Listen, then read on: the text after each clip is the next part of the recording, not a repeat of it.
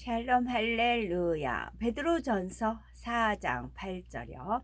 무엇보다도 뜨겁게 서로 사랑할지니 사랑은 허다한 죄를 덮느니라. 아멘.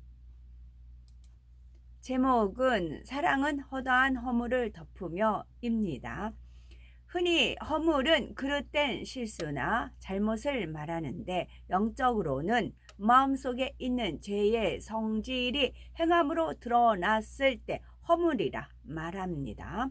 예를 들어 도둑질을 하고 싶은 마음이 행함으로 나타나 실제로 도둑질을 행했다면 허물이라고 말하는 것이지요.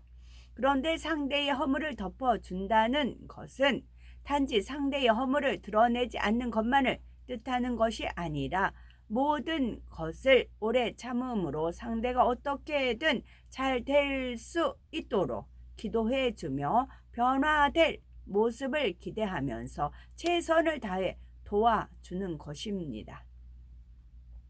이러한 사랑의 마음이 있는 사람들은 능히 인내하며 상대의 허물을 덮어주고 바른 길로 갈 수 있도록 도와줄 수가 있지요.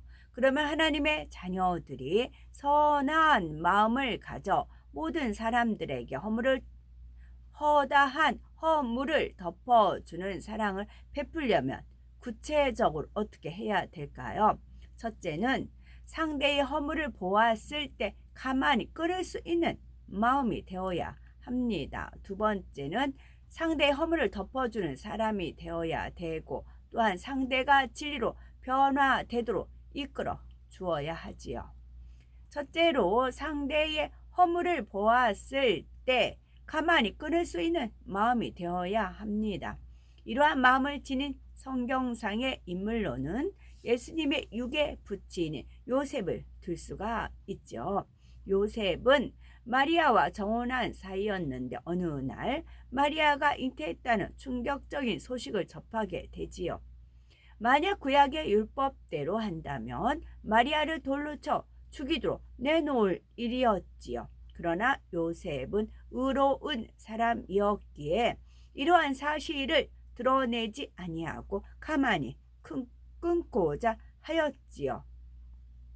이런 선한 마음이 있었기에 하나님께서는 요셉에게 마리아가 성령으로 잉태된 것임을 천사를 통해 알려주셨죠. 만일 우리가 요셉의 입장에 있었다면 어떠시겠는지요? 골로새서 3장 13에서 14절에 누가 네게 혐의가 있거든 서로 용납하여 피차 용서하되 주께서 너희를 용서하신 것과 같이 너희도 그리하고 이 모든 것 위에 사랑을 더하라 말씀한 대로 믿음의 형제 사이에는 서로 다투어 허물을 드러내므로 불의한 자가 되느니 차라리 누명을 쓰는 편이 더 낫다는 사실을 명심해야 되겠지요.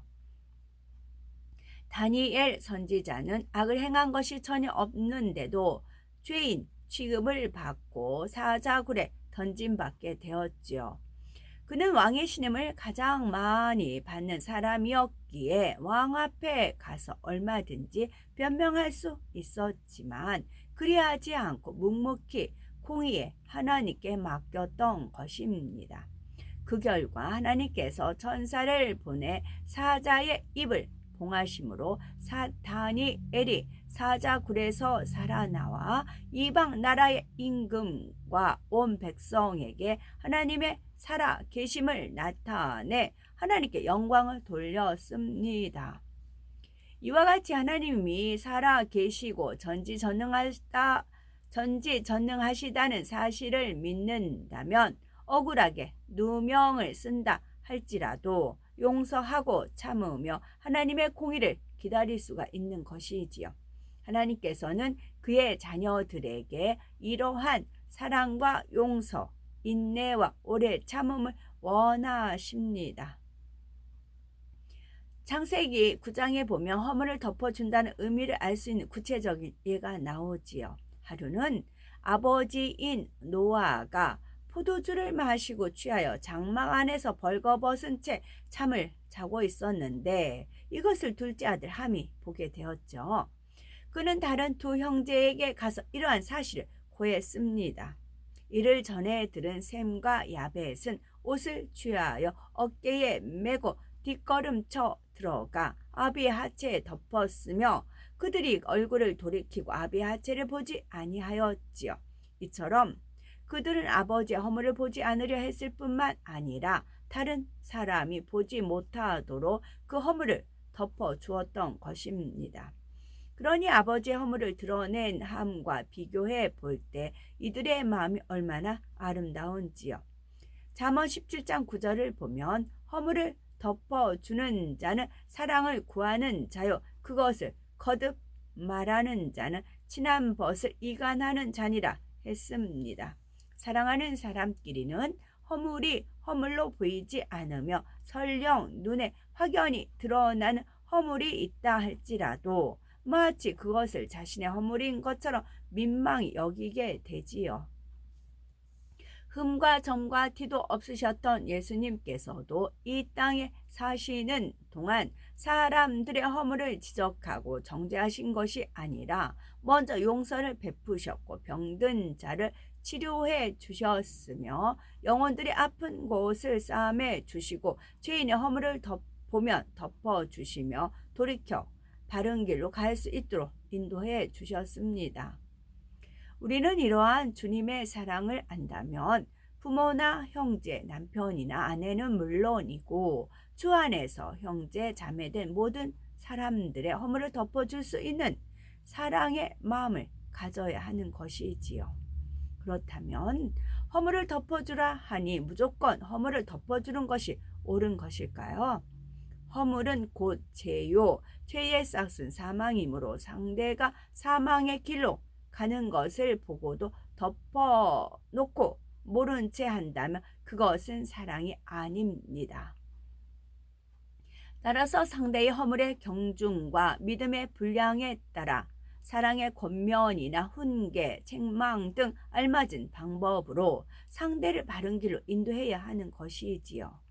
자신의 들보를 다 빼낸 사람만이 남의 티를 지적할 수 있는 자격이 있는 것이지만 아직은 부족하다 해도 사랑을 가지고 권면이나 책망을 한다면 그것은 상대에게 양약이 될 수 있습니다. 상대의 허물을 기꺼이 덮어줄 수 있는 사랑의 마음을 가진 사람에게는 참 사랑의 마음이 느껴지기 때문이지요.